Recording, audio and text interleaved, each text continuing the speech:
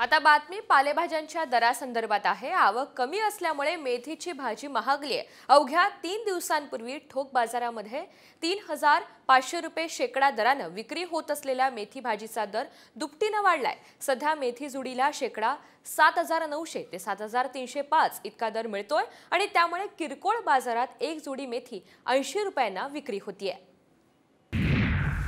आता बातमी पालेभाज्यांच्या दरासंदर्भात आहे। आवक कमी असल्यामुळे मेथीची भाजी महागली आहे। अवघ्या 3 दिवसांपूर्वी ठोक बाजारामध्ये 3,500 रुपये शेकडा दराने विक्री होत असलेल्या मेथी भाजीचा दर दुपटीने वाढलाय। सध्या मेथी जुडीला शेकडा 7,900 ते 7,305 इतका दर मिळतोय आणि त्यामुळे किरकोळ बाजारात एक जुडी मेथी 80 रुपयांना विक्री होतीये।